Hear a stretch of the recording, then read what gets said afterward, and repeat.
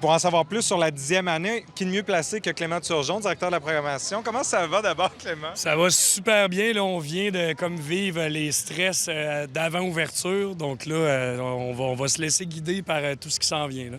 Donc, c'est déjà débuté avec Luc de la Rochelière. Oui. Il y a les louanges qui vont débuter aussi au cours de l'émission. À quoi on peut s'attendre pour cette 10e année? Bien, il faut s'attendre, premièrement, à beaucoup de spectacles, à des découvertes, des coups de cœur, des valeurs sûres. J'ai vraiment travaillé cette programmation-là pour que ça soit le reflet un peu de c'est quoi le festif. C'est vraiment éclectique.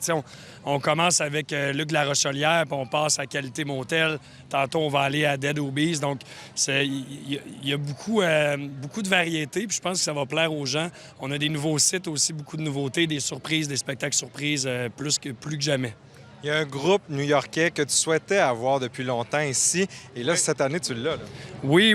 Gogol Bordello, en fait. C'est pourquoi on essaie d'avoir depuis longtemps? Parce que c'est un groupe qui représente vraiment l'esprit du festif. Le festif, c'est un peu extravagant comme festival. Il y a des mélanges de plusieurs styles de musique. Gogol Bordello, c'est vraiment ça. C'est des musiciens qui viennent des quatre coins de la planète. C'est un groupe ultra en demande aux États-Unis, en Europe. On a réussi à l'avoir. C'est leur tournée 20e anniversaire. C'est le seul show au Québec que Gogol Bordello va donner. Parmi tes suggestions aussi, tu nous as donné les Hôtesses d'Hilaire. Pourquoi? Bien, en fait, les Hôtesses d'Hilaire, mais c'est l'opéra rock des Hôtesses d'Hilaire. Donc, c'est un spectacle à 18 artistes. C'est une exclusivité. Ils ont fait les Francopholies. Ils font le festif. C'est un spectacle vraiment incroyable. Là. C'est vraiment à voir. C'est à la salle multi. Il reste des billets, mais c'est vraiment l'opéra rock qui est... Bien, les Hôtesses d'Hilaire, c'est toujours bon à voir, mais le fait que c'est l'opéra rock, c'est encore mieux. Là. Sandra et moi, on parlait des fanfares parce que ça aussi, c'est marquant dans le festif. Et cette année, tu en as ciblé un? Oui, c'est Always Drinking Marching Band. On en a deux, en fait, les Gypsy Pigs aussi. C'est des fanfares que vous allez voir un petit peu partout. Donc, il n'y a pas vraiment d'horaire. Ils sortent un petit peu n'importe quand vous en attendez pas. Il va y avoir beaucoup de surprises autour de ça. Et cette année, c'est vraiment des bonnes fanfares. Là. Et là, il y a des nouveautés. Il y a les pop-up, ces concerts lieux secrets. Il faut suivre l'application pour savoir où ça se passe. Mais il y a une scène flottante aussi, donc on s'en va dans l'eau.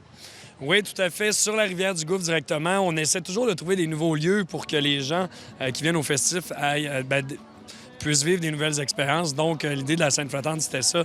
Donc, on a commencé à habiter beaucoup les cours arrière, les balcons, mais là, on va commencer à faire le tour. Donc, on s'est dit, allons sur la rivière. Il y a 150 kayaks et trips qui peuvent assister au spectacle. C'est en bordure du centre-ville, donc il y a plein de places pour voir le spectacle. C'est Jérôme 50, Bleu Jeans Bleu. Tous les billets sont vendus pour la rivière, mais il reste de l'espace, évidemment, gratuit pour les gens qui vont être en périphérie.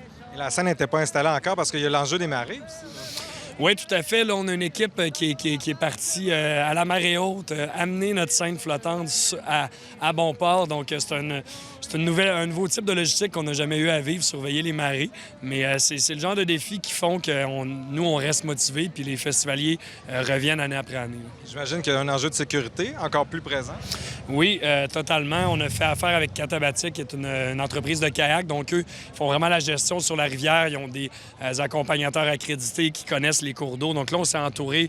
On s'est pas entouré de spécialistes en musique, on s'est entouré de spécialistes en cours d'eau, en rivière. On s'assure aussi de le faire dans le respect aussi du milieu animal, des poissons et tout ça.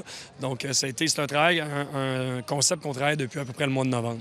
L'an passé, on t'avait parlé de la circulation et de l'hébergement, deux enjeux. On en est où cette année avec ça?